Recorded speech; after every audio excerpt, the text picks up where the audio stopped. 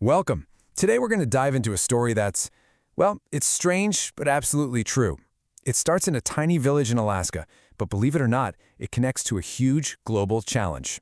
Our journey begins with a political figure who was, let's just say, very unusual. Meet Stubbs. Yep, an orange and yellow cat who, for almost 2 decades, held the title of Honorary Mayor in the small community of Talkeetna, Alaska. Now, he didn't have a political platform, of course, and he had no real power. But he became an absolute icon, beloved by the town. So how on earth did a cat become mayor? I know, it sounds like something out of a storybook, but it's a completely true story. It all started back in 1997. There was a local election going on, and to put it mildly, the residents were not thrilled with their human options. So because they were so dissatisfied, the people of Talkeetna decided to do something about it. In a pretty unique way. They launched a write-in campaign for this little tailless kitten that had just been adopted in town. His name was Stubbs.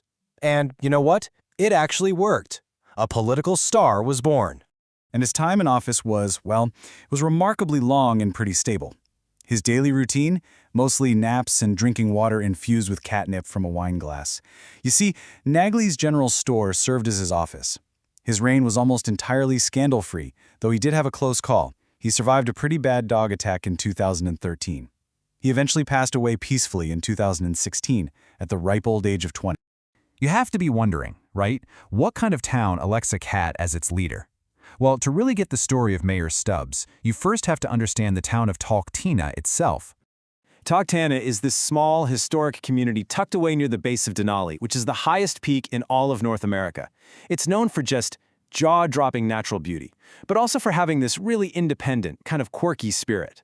And here's the kicker. This is the detail that makes it all possible. Talkeetna is an unincorporated territory. What does that mean?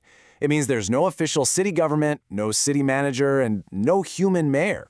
The whole position of mayor is purely symbolic. So for the folks living there, Stubbs was basically the perfect leader, totally hands-off. His owner, Lori Steck, who managed the general store, put it best. She said he represented a kind of ideal government because he doesn't raise our taxes, he doesn't interfere with business, he's honest. I mean, what more could you really ask for? Okay, so the story of Mayor Stubbs is obviously really charming, but it's also a fascinating way to start a much bigger, much more complex conversation, one about our relationship with the non-human world. Think about it. When you give a non-human a political title, even if it's just symbolic, it kind of forces you to think about all the ways animals already play a part in our complex human world, whether we officially recognize it or not. And this isn't just a quirky thought. In fact, there's a growing field of academic research that's exploring something called animal culture.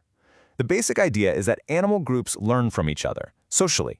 They create shared behaviors, traditions, and knowledge that get passed down from one generation to the next. You know, a lot like human cultures. Now, this isn't just some abstract academic exercise. Understanding and recognizing animal culture has huge, real-world consequences for how we manage our planet. This is especially true when it comes to things like global environmental governance. So, with that in mind, let's make a big jump. We're going to leave the quiet, quirky streets of Talkeetna behind and turn our attention to the vast, invisible highways in the sky, the ones used by migratory birds. This is the Mediterranean Black Sea Flyway. Every single year, more than 2 billion songbirds travel along this route, moving between Europe and Africa. This incredible mass migration is a perfect example of animal culture in action.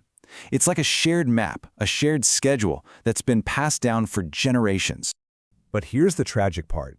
That ancient, predictable culture, it also makes these birds incredibly vulnerable. It's estimated that somewhere between 11 and 36 million birds are illegally killed in the Mediterranean region alone every single year, feeding a massive illegal trade. And when you start to look at this problem more closely, you see this really stark contrast. It's a contrast between the people who are illegally exploiting this animal culture and the people who are officially supposed to be protecting it. So on one side, you've got the poachers. Their entire operation depends on a deep, almost intimate knowledge of bird behavior and their migration patterns. They're quick and they adapt. Then, on the other side, you have the official governing bodies, and they often have to rely on slow, data-heavy science and are stuck working within human-made borders that, of course, mean absolutely nothing to a migrating bird. And don't think this is just random. The way criminals exploit this is incredibly sophisticated. They use live decoys, birds that sing to attract other birds, playing on their social instincts. They'll plant specific kinds of trees, like certain fig trees, to create the perfect rest stop. They even install miles of water pipes to grow dense vegetation for trapping. This is a whole operation built on a very deep understanding of avian culture. Okay, so let's circle back. What's the thread here? How does the story of an honorary cat mayor in Alaska connect to this life-or-death struggle for migratory birds halfway across the world? Well, the election of Mayor Stubbs was a very deliberate, very symbolic act. The people of Talkeetna chose to make a non-human animal visible inside their political system, even if it was just as a figurehead. And the crisis these songbirds are facing, it shows just how necessary that same idea is, but on a much larger, more practical scale. Our systems of governance often fail because they completely ignore the reality, the agency, and the culture of the non-human world. The poachers succeed precisely because they do see it and see it clearly, while our official systems often don't. And all of this really leads to a final, pretty profound question. What if we could shift our whole perspective? What if we moved from just studying animals to actively learning with them?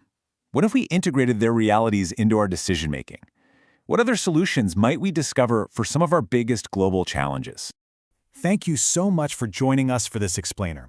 We really hope it's given you a new way to think about the hidden connections that shape our world, from a quirky little town in Alaska all the way to the great flyways that circle the globe. If you enjoyed this, be sure to subscribe for more deep dives into fascinating topics like this one. We hope to see you again soon. Goodbye.